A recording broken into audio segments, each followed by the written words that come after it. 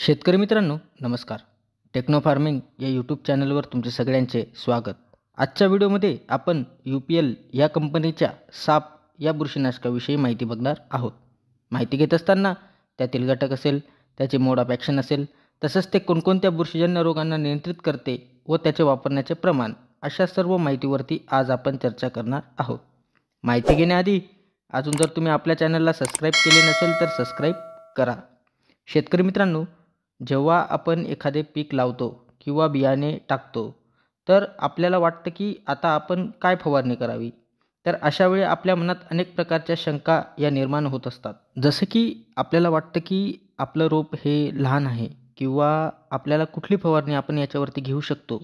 तर आज आपण त्याच अनुषंगाने आजचा व्हिडिओ आपण बघणार आहोत, जेणेकरून तुमची जी काही शंका असेल की आपले रोप हे लहान आहे व आपण याची फवारणी करू शकतो का किंवा याचे साईड इफेक्ट तर नाही होणार ना, तर अशाच शंकेचं आपण आज निरसन करणार आहोत. तर व्हिडिओ हा शेवटपर्यंत बघा, जेणेकरून तुमचे जे काही डाऊट्स असतील हे क्लिअर होतील.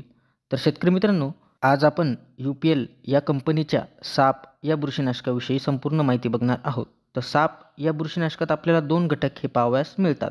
याच्यामध्ये कार्बन डायझिम हे 12% व मॅन्कोझेब हे 63% WP म्हणजेच वेटेबल पावडर या फॉर्म्युलेशनमध्ये आपल्याला पाहावयास मिळते. शेतकरी मित्रांनो, याची जर का आपण मोड ऑफ ॲक्शन बघितली तर कार्बन डायझिम हे एक प्रकारचे ब्रॉड स्पेक्ट्रम सिस्टमिक असे बुरशीनाशक आहे.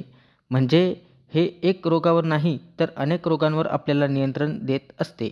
तसेच हे पिकांच्या सिस्टीममध्ये जाऊन हे काम करत असते व बुरशींची जी काही सेलवॉल आहे या सेलवॉलला त्या ठिकाणी नष्ट करत असते. त्याच्यामुळे आपल्याला चांगले रिझल्टही मिळत असतात.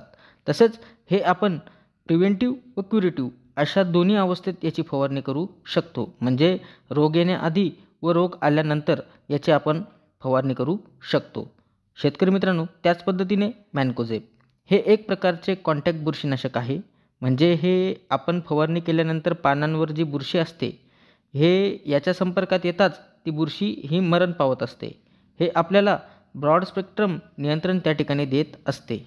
तसेच याच्यात आपल्याला मल्टीसाईट ॲक्शनसुद्धा पाहावयास मिळते. मल्टीसाईट ॲक्शन म्हणजे बुरशींना हे विविध पद्धतीने त्या ठिकाणी मारत असते. तसेच याचा जर आपण प्रिव्हेंटिव्ह वापर केला तर नक्कीच आपल्याला बुरशींवरती चांगल्या प्रकारे नियंत्रण हे त्या ठिकाणी मिळत असते. म्हणजे याची जर का फवारणी आपण प्रिव्हेंटिव्ह म्हणून जर केली तर त्या ठिकाणी बुरशींवरती आपल्याला चांगल्या पद्धतीने नियंत्रण हे त्या ठिकाणी मिळत असते.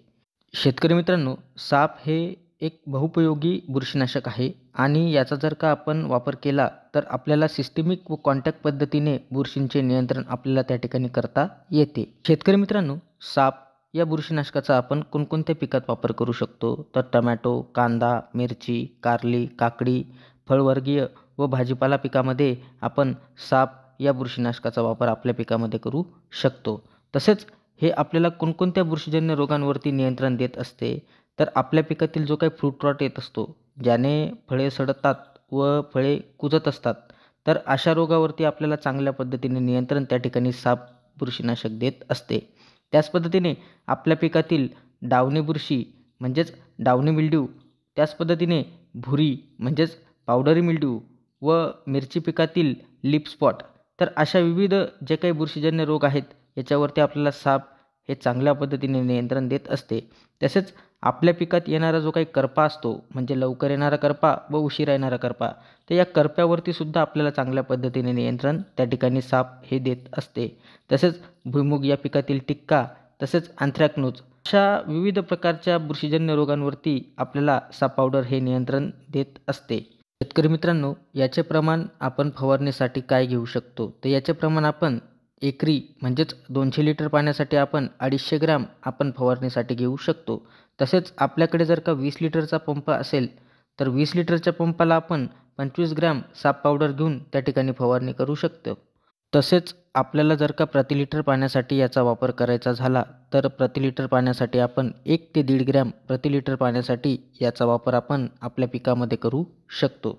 शेतकरी मित्रांनो, याचा एक अजून फायदा म्हणजे आपण जे आपल्या पिकात बीज प्रक्रिया करत असतो, तर बीज प्रक्रिया करत असताना आपण सगळ्यात सर्वोत्तम आणि स्वस्त असे बुरशीनाशक म्हणजेच साप, तर आपण आपल्या बियाण्याला जर का साप पावडर बीज प्रक्रिया केली तर त्या ठिकाणी आपल्याला चांगले नियंत्रण हे बुरशींवरती मिळत असते. तर याचे जे काही प्रमाण घ्यायचे आहे आपल्याला बीज प्रक्रियेसाठी, तर 1 किलो जर का आपल्याकडे बियाणं असेल तर 1 किलो बियाण्याला आपण 5 ग्रॅम घेऊन त्या ठिकाणी बीज प्रक्रिया ही करू शकतो. जर आपण बीज प्रक्रिया जर व्यवस्थित केलेली राहिली तर त्या ठिकाणी आपल्या बियाण्याचा दाणा त्या ठिकाणी उतरत असतो. म्हणजे जर्मिनेशनला कुठल्याही प्रकारची अडचण त्या ठिकाणी निर्माण होत नाही व आपलं जे काही बियाणं आहे हे चांगल्या पद्धतीने उतरत असते. म्हणजे उतार जो काय आहे म्हणजे जर्मिनेशन जे काय आहे हे चांगले होत असते. शेतकरी मित्रांनो, याचा जर का आपण कॉम्बिनेशनचा विचार केला तर याचे कॉम्बिनेशन आपण इतर कीटकनाशकासोबत व बुरशीनाशकासोबत आपण घेऊ शकतो. तरी आपल्याला जर का वापर करायचा झाला तर छोट्याशा बकेटमध्ये आधी द्रावण बनवून पहा. जर औषध फुटत असेल तर ते फवारणीसाठी घेऊ नका. त्याच पद्धतीने शेतकरी मित्रांनो, याची जर का आपण रेनफास्टनेस बघितली तर रेनफास्टनेस ही 1 तासाची आहे. म्हणजे जर का आपण फवारणी केली आणि 1 तासानंतर जरी पाऊस आला तरी आपल्याला चांगल्या पद्धतीने रिझल्ट हे मिळून जात असतात. तसेच याची फवारणी केल्यावरती आपल्याला पिकात 10 ते 12 दिवस चांगल्या पद्धतीने कंट्रोल हा मिळत असतो.